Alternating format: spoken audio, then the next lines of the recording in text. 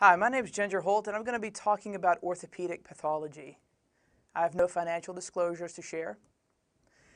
This talk is going to focus on 7 orthopedic tumors, and then we're going to follow up those tumors, looking at the tumors, how they occur by location, and then I want to discuss biopsy principles and how they may present on the examination.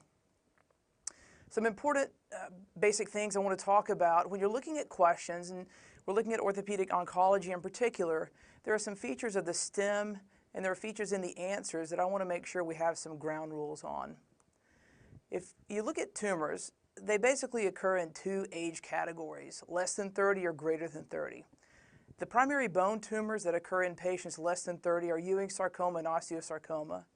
And patients who are over 30 are at a propensity of having chondrosarcoma, metastases, lymphoma, myeloma, or chordoma. On the contrary, benign lesions that occur in patients less than 30, osteoid osteoma, osteoblastoma, or chondroblastoma, and giant cell tumor and Paget's disease tend to occur in older patients. So instead of remembering specific numbers, specific ages, it's helpful to remember some diseases occur in younger patients, usually less than 30, and the other diseases occur in patients who are older or greater than 30. Pain can be very specific to orthopedic oncology patients. Pain that is not associated with trauma. So a patient who is stepping off of a curb, getting out of bed, very minimal trauma or very minimal velocity. When a patient has significant pain, it becomes very important. Osteoid osteoma has a very specific pain pattern. It's easy to test because it is so specific. These patients don't have weight-bearing pain, they don't have pathologic type pain, but they have pain that occurs in a diurnal pattern. It may occur at 2 in the morning and 2 in the afternoon. Patients will tell you that it is immediately relieved with an aspirin or an anti-inflammatory medication. This is really important because the pain pattern for osteoid osteoma is so specific, it's very easy to test. Soft tissue sarcomas, on the other hand, are deceptively painless. So don't be fooled by a lesion that has an insidious growth pattern. It's growing very slowly, and this can easily be confused for something other than a soft tissue sarcoma. I also want to talk about treatment. We can categorize these in big groups, and sometimes it's easy to remember. Patients who have a Ewing sarcoma or osteosarcoma are treated with chemotherapy and surgery.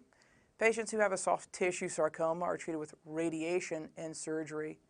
Chondrosarcoma is treated with limb salvage surgery alone. We don't use chemotherapy or radiation therapy as an adjunct. Metastatic disease, lymphoma, and myeloma are treated with some sort of fixation, a nail, a plate, and radiation therapy to the entire field that was treated. Giant cell tumors, osteoblastomas, and chondroblastomas are treated with intralesional resection. So these lesions undergo a curettage, a cleaning, maintaining normal bone around them. Here we see osteoid osteoma again is almost an outlier. Osteoid osteoma is treated with radiofrequency ablation, again very specific to osteoid osteoma. This is the standard of care for treatment of osteoid osteomas and so specific that it is easily testable.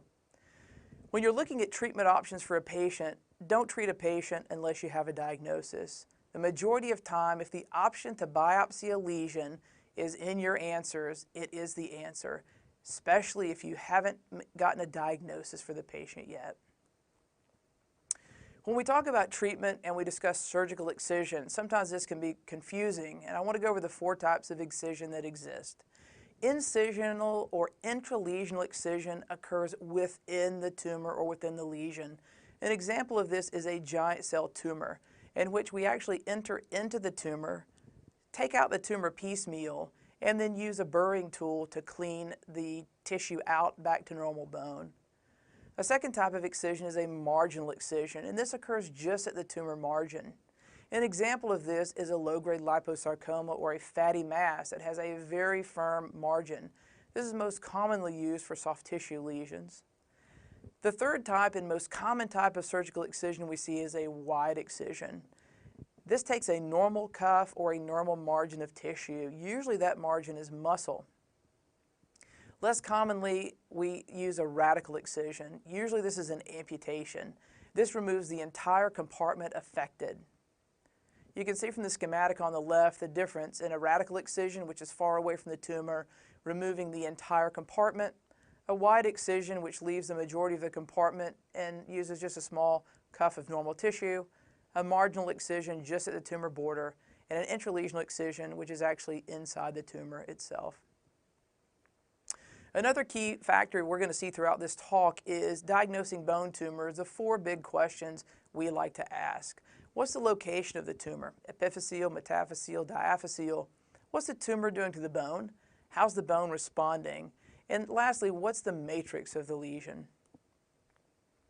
We'll start with the most common primary sarcoma of bone, the osteosarcoma. Told you this is a younger person's disease, so patients are usually less than 30 years old. The x-ray to the right shows us an example of the 4 questions we want to ask. What's the location of this lesion? This is a metaphyseal lesion in a skeletally immature patient. What is the tumor doing to the bone, and what's the bone doing to the tumor? The yellow arrow shows you that the tumor is forming a very large soft tissue mass outside of the bone. The bone is trying to respond by forming a Codman's triangle at the superficial aspect of the lesion, but the bone is very slow in responding. This shows you that the lesion is very aggressive. It's forming a large soft tissue mass with very little response to the bone. The red star is on the matrix. The matrix here is bone. The bone is haphazard in its appearance. It's very disorganized in how it forms, but it gives a more dense appearance, and on plain x-ray, a more white appearance to the bone. Osteosarcomas come in a variety of types. The most common is a central, or basically the osteosarcoma most people are familiar with. Lesser common are the surface osteosarcomas. And here we have an example to the far left of your conventional osteosarcoma. The osteosarcoma starts in the intramedullary canal. It extends circumferentially around the bone, creating a large soft tissue mass. In contrast, the 2 images to the right are surface osteosarcomas. The lesion in the middle is a parosteal osteosarcoma. This is a low-grade surface lesion that is essentially low-grade malignant bone stuck on the surface of the femur. The picture shown here is the most classic area where parosteal osteosarcoma occurs, the posterior distal femur. The image to the right is a high-grade surface osteosarcoma, the periosteal osteosarcoma. I like to remember this because the periosteum rides on the surface of the bone, and this lesion almost occurs in the periosteum. It spares the metaphyseal and intramedullary portion of the bone, and as it grows out off of the surface as if it arises from the periosteum. When we ask our 4 big questions, again, for an osteosarcoma, what's the location, what's the tumor bone tumor interaction, what's the matrix? This is a metaphyseal lesion.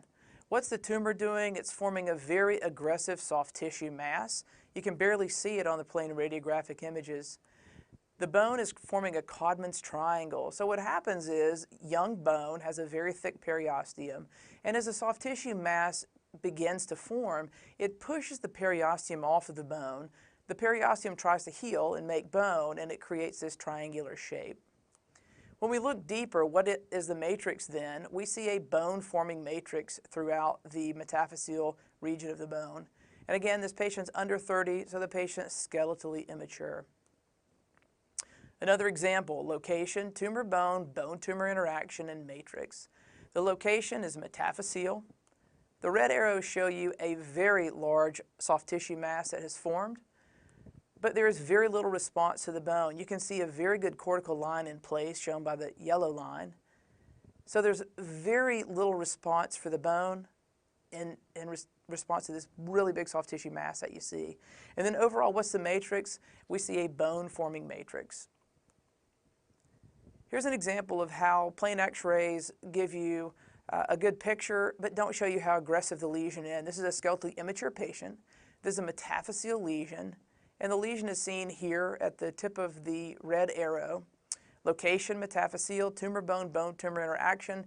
You would think there's not a lot of action by the tumor, but the bone is forming a bone matrix.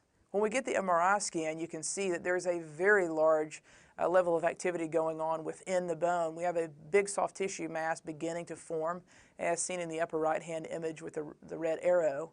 And we see a soft tissue mass on every image, T1, T2, weighted sequences. So what we're seeing here is that this lesion is so rapidly expanding, the bone is having absolutely no chance to respond. So we have a metaphyseal lesion that is extremely aggressive in a skeletally immature patient with a bone matrix. That's an osteosarcoma all day long. When we look at the histology and get a biopsy, the characteristic finding for an osteosarcoma is an osteoid matrix. So these arrows show you these small little areas of immature woven bone. This is in contrast at the bottom of the slide to mature lamellar bone. We see lamellar lines, we see the maturity of bone as opposed to the very small little islands of bone in the middle of all of these dark blue cells. Blue is bad on a slide, and we are now seeing a sea of malignant osteoblasts rimming these very small areas of bland osteoid. Osteosarcoma has to be biopsied before treatment. So again, if you're given a question and you don't have a biopsy or haven't had a biopsy, the option to choose is a biopsy. Before you treat these patients, they need systemic imaging. Our sarcomas have a propensity to travel hematogenously, so we really want to look at the chest for any metastatic disease. Osteosarcoma is treated by chemotherapy, surgery, followed by chemotherapy. Neoadjuvant chemotherapy is the term given for chemotherapy given prior to surgery, and then adjuvant therapy is a term given to chemotherapy when provided following surgery. So chemotherapy, surgery, chemotherapy. Chondrosarcoma is a malignant cartilage tumor, and in contrast to the osteosarcoma, it occurs in the older patient population. We say older than 30. 2/3 develop in a previously normal bone, just de novo. A third develop in a pre-existing lesion. The picture to the right here is a lesion that developed in an enchondroma. We may also see this in osteochondromas. When we ask our 4 questions, location, tumor bone, bone-tumor interaction, and matrix, we see that the location again is metaphyseal. The tumor is very slowly expanding. It doesn't appear as aggressive as the osteosarcoma did. It's creating an abnormal appearance to the bone and the overall bone architecture. The bone is trying to respond by slowly expanding. It also has endosteal scalloping or erosion as it tries to move out of the way of the tumor and then heal itself. The matrix is very specific for chondrosarcoma. You can see the yellow arrow is on the cartilage matrix. Cartilage is calcification. It's dystrophic calcification that occurs in arcs and rings. We also call it punctate calcifications because it looks like very small dots as it forms. And you'll notice again, this patient is skeletally mature in contrast to our osteosarcoma, which is a skeletally immature patient. Here's a chondrosarcoma arising in an osteochondroma. We most commonly see this in patients with multiple hereditary exostoses, which is an abnormality in the tumor suppressor genes, in particular the EXT1 tumor suppressor gene. The radiograph to the left shows you what appears to be a broad sessile osteochondroma. But when we look to the lesion on the right, we see that the lesion doesn't end proximally. We see dystrophic calcifications extending out from the lesion. When we look at this on the axial MRI scan, the T1 weighted image on the left and the T2 weighted image on the right shows us the characteristic finding of a chondrosarcoma that arises in an osteochondroma, and that is a massive cartilage cap. This almost looks like a big stalk of cauliflower coming off of the bone. We talk about the importance of a cartilage cap being greater than or less than 2 centimeters. This cartilage cap is more than 6 centimeters, and there is no area on imaging, whether we look at coronal, sagittal, there's no area where this cartilage cap is even less than 2 centimeters. So this is a malignant cartilage cap arising from a degenerated osteochondroma. Chondrosarcomas very commonly occur in the proximal distal femur, the proximal humerus. Chondrosarcoma also has a predilection for the flat bones, the scapula and the pelvis. The lesion to the left radiograph, if we ask our 4 questions, location, tumor bone, bone-tumor interaction, and matrix, we see a very slow expansion of the bone. If you look at the bottom of the x-ray, we see a normal cortex as we travel proximally that expands almost twice the size of a normal canal. The endosteal scalloping and erosion that is very characteristic for chondrosarcoma. We have the matrix creating arcs and rings, and then the green arrow shows you that we even have a very small soft tissue mass forming. When we look at the radiographs on 3 dimensions, the MRI scan shows you how the sarcomas, osteosarcomas, chondrosarcomas, and Ewing sarcomas actually have a very definitive border to them as they grow and progress. Metastatic disease, infections don't have as much organization as the sarcomas do. In these pictures, we're looking at an MRI scan, T1 weighted image to the left. We're looking at a T2 weighted image to the right. And you can see that this lesion does appear more aggressive on MRI scan than it did in this plain X-ray. We see that the lesion extends up into the head. It extends further down the bone than may be expected, and we can begin to see the soft tissue mass forming. Again, the radiographic appearance for chondrosarcomas is very specific.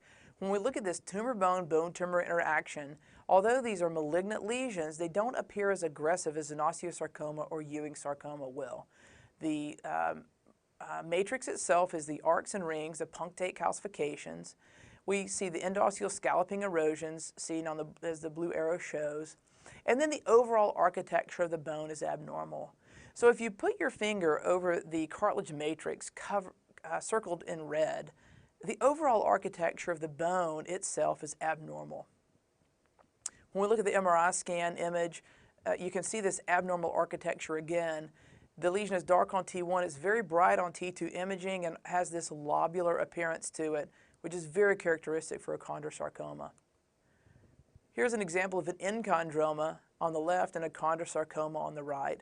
Again, an easy way to tell the difference in the two, if you put your fingers over the lesion on the left, you have what appears to be a normal humerus.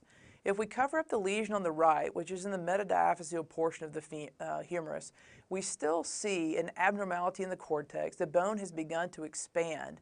And the two things that are very important to differentiate a chondrosarcoma from another cartilage lesion is pain and a change in the bone architecture. The histology for a chondrosarcoma is very specific. The chondroid matrix is very cellular. If we look at cartilage that comes from the end of a bone, cartilage is very acellular. As we look at the matrix here and we look at it on a close-up, we see that we have binucleate cells that occur. So the red arrow is showing you multiple binucleate cells as they occur, very specific for chondrosarcoma. The more cells, the more binucleate cells that occur, the greater the grade becomes. Here's an example showing you the blue cartilage as it moves through the bone. You see the pink mature bone. Normally a highly malignant tumor, as it moves through the bone, is going to destroy the lamellar bone behind it. This is the reason the tumor-bone, bone-tumor interaction between the two allows the bone to expand slowly over time. And it's because the cartilage will slowly push its way through the bone system without destroying it, and this gives the bone time to respond. The same goes for osteosarcomas, chondrosarcomas, and Ewing sarcomas. We want to look at the lungs for metastatic disease. The treatment, in contrast, for chondrosarcoma is a wide excision. Osteosarcomas and Ewing sarcomas get chemotherapy, surgery, and chemotherapy. Chondrosarcomas get wide excision with negative margins. Ewing sarcoma is another young person sarcoma. Usually patients are less than 30. The important finding that differentiates a Ewing sarcoma is that the patients present with a very large soft tissue mass. The soft tissue mass can create a scenario that looks very similar to infection, and these can often be confused, so you need to be very careful when a patient comes in with fever, elevated sed-rate C-reactive protein, to have a really close look at the imaging to ensure you're not dealing with a Ewing sarcoma. When we look at the MRI scan on the right, we see the iliac wing itself is filled with tumor. We see the soft tissue mass extending into the iliacus. It extends out into the abductor muscle group. One rule we like to follow when we ask, where does the lesion even arise from? Is it a soft tissue mass or a bone mass? If you draw the outline of the lesion and put your finger in the middle, like we do here with this red star, we see that the iliac wing is actually the epicenter of the tumor, and what we're seeing on the inside and outside of the iliac wing is a soft tissue mass secondary to a primary bone lesion. Ewing sarcoma has some characteristic findings itself with onion skinning. The other term that can be used is a sunburst appearance. And we look at the x-ray on the left, the black arrow is on this onion skinning appearance. Ewing sarcoma is made up of small round blue cells, and the small round blue cells create a very large soft tissue mass. The layering that occurs from the periosteum in the setting of this onion skinning creates a look that looks like the skin of an onion as you peel the outer layers.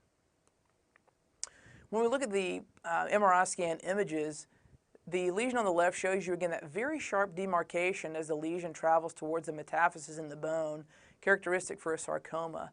The image on the right shows you how well the cortex is maintained as we see a very large soft tissue mass form around the bone. Again, a Ewing sarcoma is a small round blue cell. I call those little blue cells ninjas, little tumor ninjas, because they can swim outside of the bone through the Haversian canals, create a very large soft tissue mass, and the bone never knows what's happening. So the bone doesn't respond and the bone stays intact. The 4 questions for Ewing sarcoma: location, tumor bone, bone-tumor interaction, and matrix. The location for Ewing sarcoma, as opposed to the osteosarcoma and chondrosarcoma, this is a diaphyseal lesion. It also occurs in the flat bones, the scapula and the pelvis. What's the tumor doing? It creates that very large soft tissue mass that's disproportionate to the response of the bone. The bone likes to make this onion skin and Codman's triangle. And then the matrix is a small round blue cell matrix. It's not as easy as seeing the bone for an osteosarcoma or the cartilage of a chondrosarcoma. Again, Ewing sarcoma occurs in younger patients. These patients are skeletally immature. Here's an example of the same scapula I was just showing you. The lesion on the left is an AP view of the scapula. The image on the right is a lateral view of the scapula. If you look close to the chest wall, you can see a very small amount of reaction along the inner aspect of the scapula. But when we look at the MRI scan, this is a huge soft tissue mass and a lot bigger than you would expect on the plain imaging. Again, that big soft tissue mass that a Ewing sarcoma will form. The yellow arrow is on the glenoid, and you can follow the scapula down from this. The red arrows are on the huge soft tissue mass. When we biopsy a Ewing sarcoma, it's a small round blue cell tumor. It creates pseudo-rosettes when you look at the H&E staining. It has a very specific immunohistochemical profile with CD9 positivity. Ewing sarcoma now is diagnosed with the 1122 reciprocal translocation. This translocation codes for the EWS-FLI1 oncogene. We now have an immunohistochemical stain that stains for the EWS-FLI1 loci specifically. But without one of these 2 findings, 1122 translocation or the presence of the EWS-FLI1 oncogene, we can't make this diagnosis.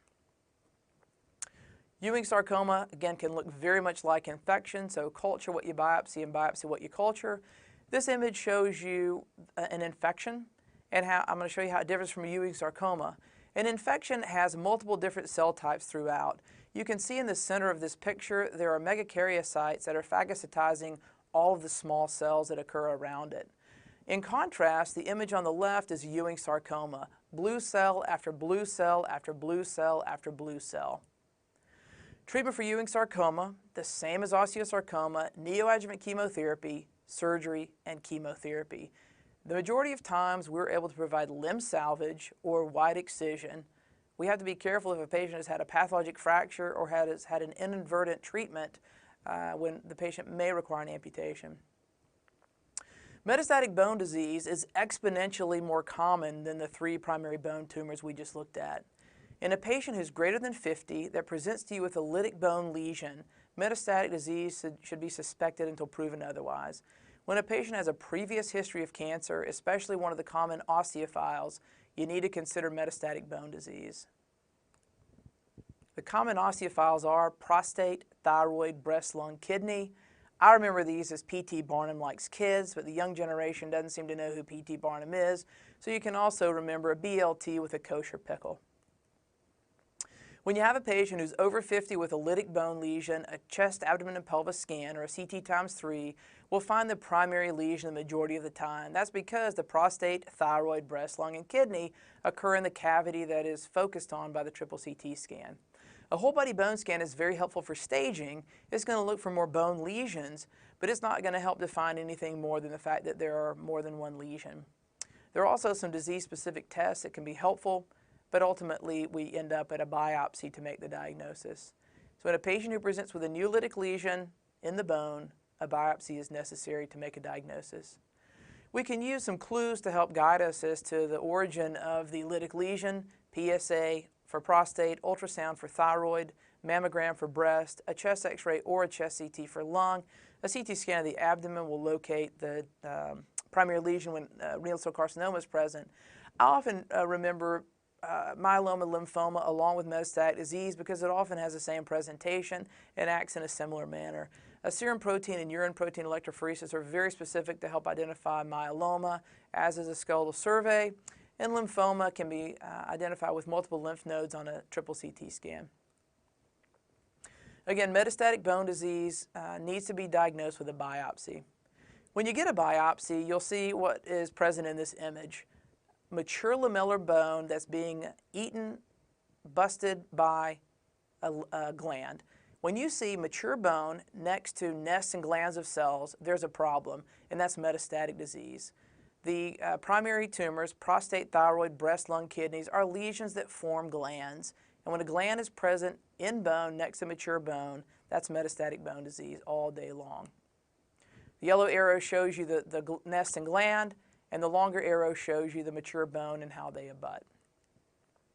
Metastatic bone cancer needs to be treated aggressively. These patients have very good treatment nowadays. They live a lot longer, so we want to be much more aggressive with them. Pathologic fractures that occur in the lower extremity, that have cortical destruction and are painful, need surgery. The treatment has to be much more aggressive than we would use for a patient who's had a normal bone that had a trauma.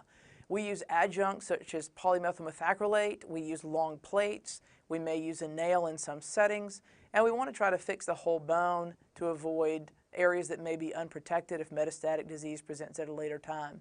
An important feature of treating metastatic disease is we want to use radiation therapy as an adjunct because we aren't able to remove all of the micrometastatic disease. When we treat the bone, we spread some of that disease, and the important thing is that the entire field needs to be treated with radiation. If you put a nail in the patient, or nailing a femur, for example, the entire femur needs radiation because the entire femur has been seeded potentially with tumor. If you're unsure as to when a patient may or may not need therapy, there's a great prediction tool, Morell's classification. This looks at the variables including the site, upper limb, lower limb, or paratrochanteric femur. A paratrochanteric femur is at a greater risk of a fracture, so it gets a higher score. Pain, which is mild, moderate, or functional. Functional would be ambulatory pain. Whether the lesion is blastic, like prostate cancer, mixed lytic blastic, or lytic, like kidney cancer or lung cancer, the score goes up. And then, of course, the size of the lesion, 1/3, 1/3 to 2/3, or 2/3. This is referring to the actual size of the lesion affecting the cortex.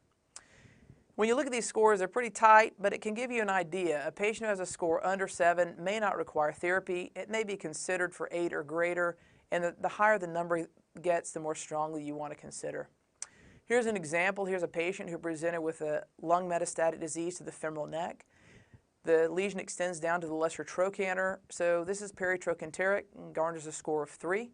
The pain is functional. If I tell you the patient has pain with weight bearing, the lesion is lytic, and the size of the lesion, if you look on the AP and lateral, appears to be about half the cortex. So we get a total score of 11. This is a patient who definitely needs surgery. This is a patient who had resection of the bone and a long stem hemiarthroplasty.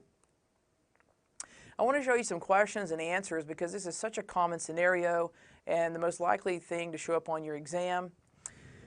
If we look at the radiographs of a 73-year-old woman with a history of breast cancer and ambulatory thigh pain, so she has pain with weight bearing.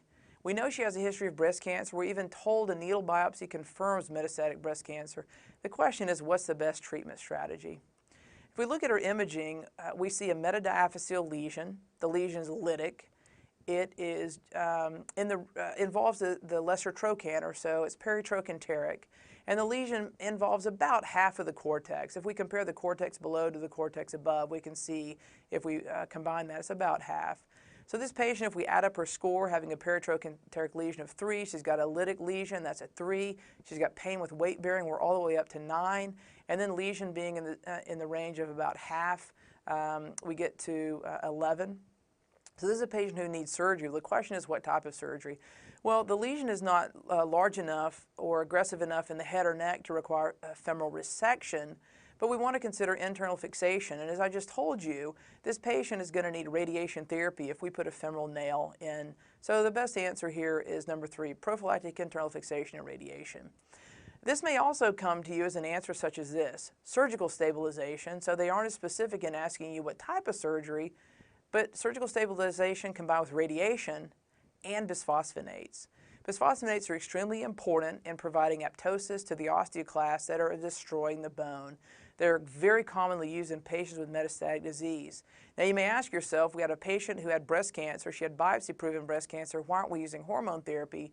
We were given absolutely no information about the hormone receptor status. We don't know if she's ER/PR positive or not, so we don't know whether hormone therapy is appropriate or not. Here's an example of where that may come into play. A 65-year-old woman who sustained a pathologic hip fracture has breast cancer and multifocal metastatic lesions. In addition to estrogen receptor status, what other test will help the medical oncologist? The appropriate answer here is number 4, progesterone and HER2/neu. Today, estrogen, progesterone, and HER2/neu status are important and have specific endocrine targets. So a patient who may be ER/PR positive, HER2/neu positive, or if all receptors are positive, they may have targeted therapy that may be directed to them. If those are negative and all negative, these patients receive cytotoxic chemotherapy. So it's important to know that just because a patient has breast cancer doesn't mean they get treated with hormonal therapy. What about soft tissue sarcomas? Soft tissue sarcomas are actually about 4 times more common than bone sarcomas. Patients will present to the clinic with a lump or a bump or a mass, and it's important to note that their MRI scan imaging is very specific. The lesions are dark on T1, they become bright on T2 imaging. This includes high-grade liposarcomas. The lipomas are much more common, and it's very important to be able to distinguish the imaging. Here's an example of a lipoma, and the arrow is showing you the T1 weighted image on the left, where the lesion at the tip of the yellow arrow is the exact same as a subcutaneous fat. The lesion on the right is a T2 fat suppression image, and you can see that the lesion disappears when the fat is suppressed. The subcutaneous fat disappears and the fat lesion disappears. So a true lipoma, a true benign fatty lesion should follow fat on every single sequence. Here's an example of a dedifferentiated liposarcoma, and if we look at the lesion, the red arrow is actually on the highly malignant dedifferentiated part. The red arrow is on the low-grade fatty part of the lesion, which is exactly the same as a subcutaneous fat. When we now do a T2 suppression image, the yellow arrow shows you that the dedifferentiated, highly malignant portion of the tumor that's not fat doesn't suppress, but the low-grade fatty portion of the lesion does. So benign fat, low-grade fat should follow fat on every single sequence. Soft tissue lesions require appropriate evaluation before they're resected. A lesion that's bigger than 5 centimeters, deep to fascia and growing needs 3-dimensional imaging. That appropriate imaging can lead you to whether the lesion is fat, like I just showed you. If it's not, you need a biopsy. And again, don't be fooled. Soft tissue sarcomas can have a very long, slow, painless, insidious onset, but still be malignant. And again, that's important in your STEM. Just because a patient presents to you with a growing mass that's not painful doesn't mean it can't be a sarcoma. A very common test question and a common scenario people may encounter in practice is, what do you do with the unplanned excision? A patient presents to you with a mass, you remove the mass, send the lesion to pathology, pathology comes back to you, lo and behold, a sarcoma. What do you do? The important thing to remember is that you have to do something. These lesions can't be left alone. So the treatment, most commonly in the setting of an unplanned excision, is to excise the lesion back to negative margins. Oftentimes this requires some sort of flap and radiation. This patient had a superficial thumb lesion that underwent 2 excisions. The lesion kept recurring. We had to take the patient back for a very wide resection and a radial forearm rotational flap. So again, an incompletely excised sarcoma has to be excised to negative margins. Further treatment is warranted. This means a wide excision and may or may not involve a flap and radiation.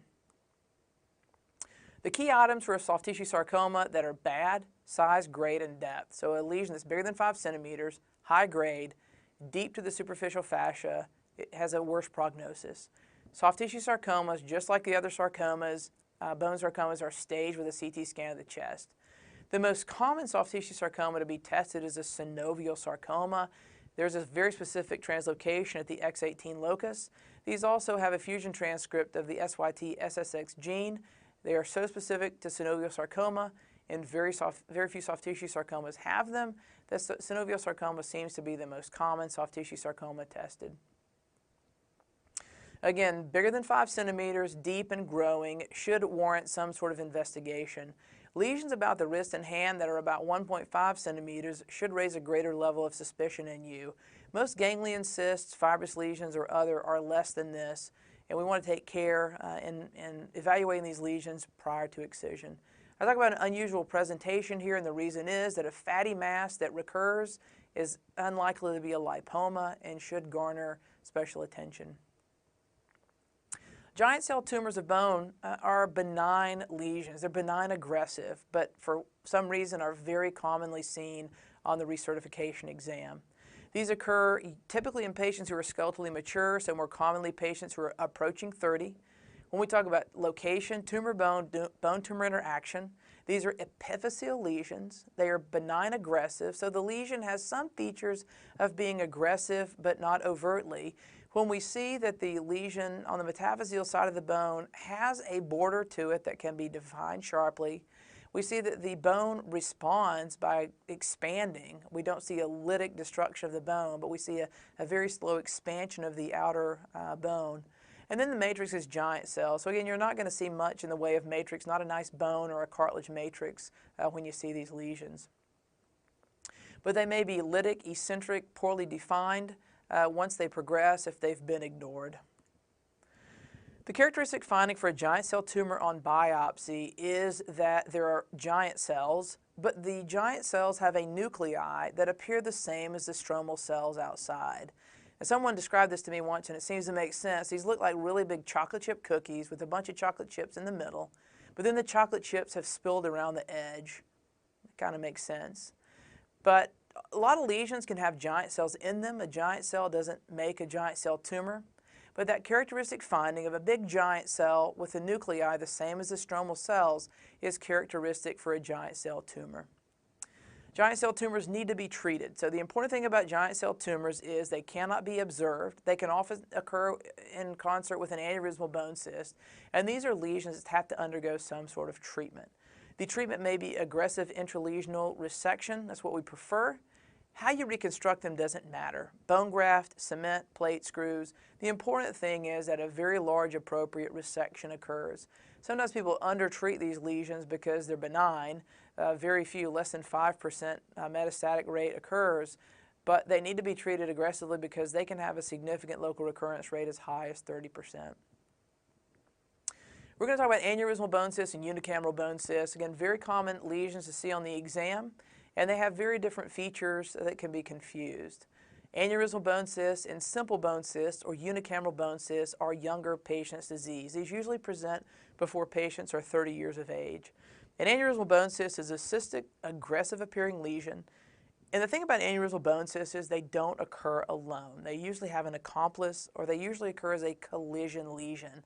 So they can arise with a giant cell tumor, chondroblastoma, chondromyxoid fibroma, fibrous dysplasia. They can occur with many lesions. And the characteristic thing for an aneurysmal bone cyst is it may have a well-defined border on one side, but it's eccentric and expansile, hence the term aneurysmal. Usually these tumors are metaphyseal. So if we look again, location, tumor, bone tumor interaction, we have a metaphyseal lesion that is expanding the bone slowly over time. The bone responds very slowly with a very thin cortical expansion, and the matrix is fluid. And here the arrow shows you the lesion as it expands on the outer aspect of the bone, but a very well-defined sharp border on the inner metaphyseal area.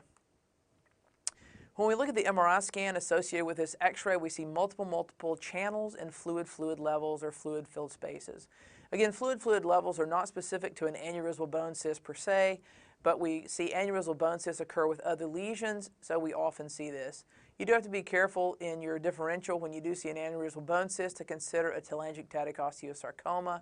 Usually these have destroyed the bone more significantly and create a lot more edema than an aneurysmal bone cyst does. The arrow is showing you one of the large channels, and here's the histology that follows with this. The pathology here shows these large cystic spaces filled with blood. There may be giant cells, and in between are areas of reactive woven bone. So we have small little channels that this woven bone has created. These also show up as fibrous septae. you can imagine that the blood that you see in this, once it settles down on a scan, will create a straight line as it settles, just like water settling in a glass creates a straight line at the interface. The important thing for aneurysmal bone cysts is they cannot be observed, they occur with other lesions, they're aggressive, and they progress, so they need aggressive treatment, curettage, and some sort of adjunct treatment. A simple bone cyst or unicameral bone cyst occurs in the same age group. The difference is it is one large cystic channel. These patients often present with pain due to a path fracture, but the difference is a simple bone cyst occurs alone and can undergo a different treatment course. The pathognomonic finding for a simple bone cyst is the fallen leaf sign. So the inner aspect of the bone has a very thin rim of bone that has walled off the lesion. When the lesion fractures, that small little piece of bone will float down the fluid level, and it almost floats like a leaf falling in the wind, hence the term fallen leaf sign. An important finding for a simple bone cyst, and I'll show you in a minute, the lesion itself does not extend, it's not aneurysmal, and it is the same size or smaller than the physis it is close to. Active lesions abut the physis. Here is a latent lesion that has normal intervening bone. It may be important to differentiate the two in that an active lesion may require more aggressive treatment. A latent lesion may be followed and allowed to heal and just observed over time. A simple bone cyst on MRI scan, as opposed to the very small channels and fluid levels seen on an aneurysmal bone cyst, a simple bone cyst has one large channel. Within it, there may be one large fluid level or no fluid level. And a simple bone cyst on histology then follows that same logic. Here you see one area of cystic lining below, and when you look at the top of the histology slide, you see a big space filled with fluid. So the aneurysmal bone cyst has multiple small channels and fibrous septae. A simple bone cyst only has a lining and then a large space around it. Simple bone cysts, once they fracture or even if they don't fracture, can be observed depending on the symptoms that the patient has. Because it's one large channel, it may be aspirated, injected. If it's recalcitrant, it may be curetted. The important thing is that these lesions can be treated differently than an aneurysmal bone cyst because they don't progress. And here's a side-by-side comparison again. An aneurysmal bone cyst commonly occurs with other lesions, so-called collision lesions. A unicameral or simple bone cyst does not. A simple bone cyst has a fallen leaf sign associated with it. An aneurysmal bone cyst does not.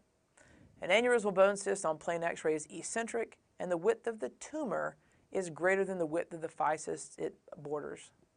In contrast, a unicameral bone cyst is the same width or less than the width of the physis.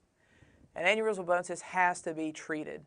Often the treatment is open curettage. You cannot aspirate and inject an aneurysmal bone cyst because of all of those really small channels. You can't get into all of them with an aspiration and injection. In contrast, a unicameral bone cyst is one large fluid-filled channel. It can be aspirated and it can be injected with steroids, bone marrow aspirate. There's no consensus on what the treatment could be. Here's an example on the left, an aneurysmal bone cyst, and here's the physis. And then when you look at the lesion, you can see the lesion itself is at least 1.5 times larger than the physis. The lesion on the right is a simple bone cyst, and when you measure the width of the physis, the lesion itself is about the same size. So patients, when they present, obviously don't present with histology, pathology, and in the form of a question. They present by location, and I like to present this for people because it's helpful. When you see an image, you can often narrow down your diagnosis just by the location of the tumor. When we talk about tumors by location, we're talking about epiphysis, metaphysis, diaphysis, the flat bones, such as the scapula and the pelvis, the spine, the sacrum, and surface. And I showed you earlier the surface osteosarcomas, such as a parosteal and a periosteal osteosarcoma. The big areas to concentrate on are the epiphysis, metaphysis, and diaphysis. Very classic for a chondroblastoma, giant cell tumor, and clear cell chondrosarcoma with the femoral head to occur in the epiphysis. Most commonly, chondroblastomas, as seen here, are in skeletally immature patients. Giant cell tumors occur in skeletally mature patients. So chondroblastomas are usually in younger patients, giant cell tumors in older patients. Clear cell chondrosarcomas can occur in any age group but are very specific to the femoral head. Metaphyseal lesions, osteosarcomas, chondrosarcomas, and metastases. And then diaphyseal lesions, just like we learned in grammar school for our vowels, A, E, I, O, U, and sometimes Y. Adamantinoma, very common to occur in the tibia. Looks like soap bubbles throughout the bone. The lesion has some chronicity to it, so we see an expansion and bowing of the tibia.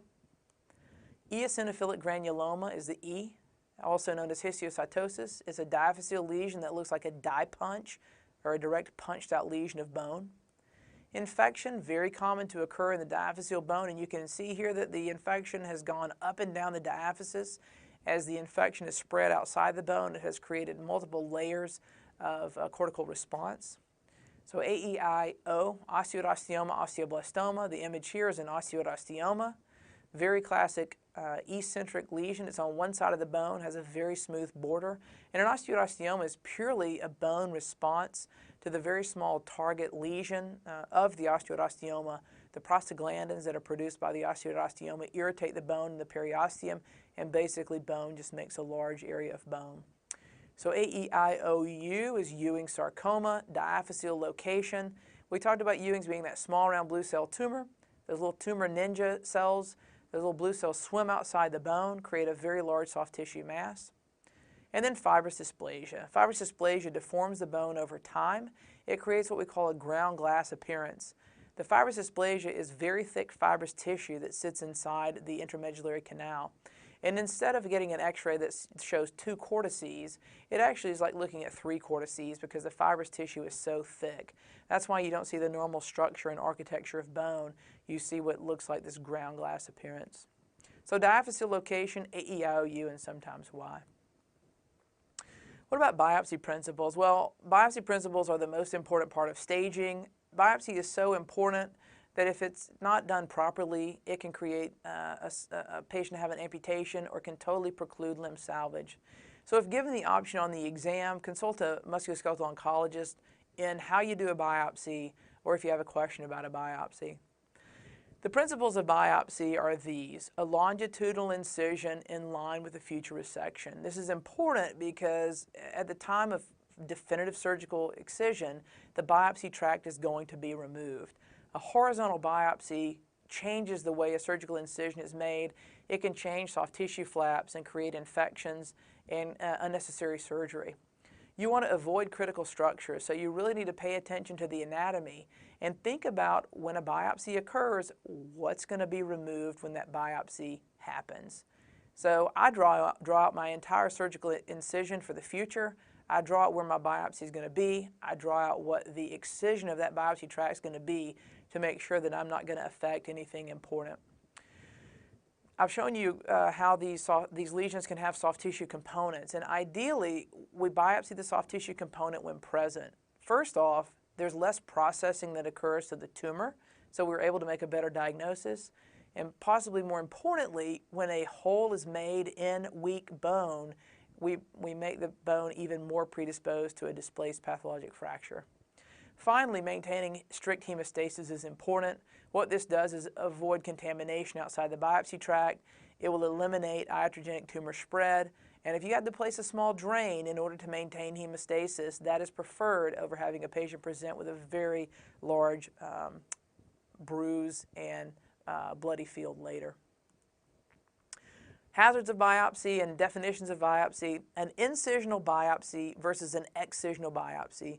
An incisional biopsy is a small incision, an incision that's 1 to 2 centimeters.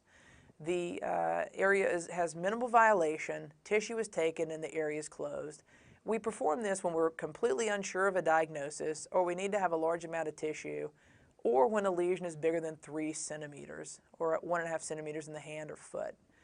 An excisional biopsy is performed when the lesion is less than 3 centimeters, or the size of the incision for a biopsy would be about the same size as the incision for a resection. The important thing to think about here is that an excisional biopsy assumes that the lesion will be excised with negative margins. So you can't shell out a tumor or inadequately remove a tumor. If you're going to do an excisional biopsy, the entire lesion needs to be removed with a very small cuff of normal tissue. Here's an example of a patient, unfortunately, who had an inguinal lesion. The biopsy was performed directly through, you guessed it, the nerve, artery, and vein, navel to the navel. This patient had to undergo a hindquarter amputation because we couldn't save the blood vessels, we couldn't save the nerve. The biopsy was going to remove all of those when we did our re-excision. I want to share with you some mnemonics to maybe help you remember also on the exam. There are 4 big mnemonics I like to remember. I've already shared with you A, E, I, O, U, and sometimes Y. The other ones are your blue cell tumors, MELT, and ESARC. Your blue cell tumors, learn them, L-E-R-N-M. Lymphoma, Ewing sarcoma, rhabdomyosarcoma, neuroblastoma, myeloma. These are important because they're very difficult to distinguish from one another. Lymphoma and myeloma, when we look at them, occur in patients who are over 30, so it's an older person's disease. Ewing's, rhabdomyosarcoma, and neuroblastoma occur in patients under 30. So immediately there's a differentiation between those.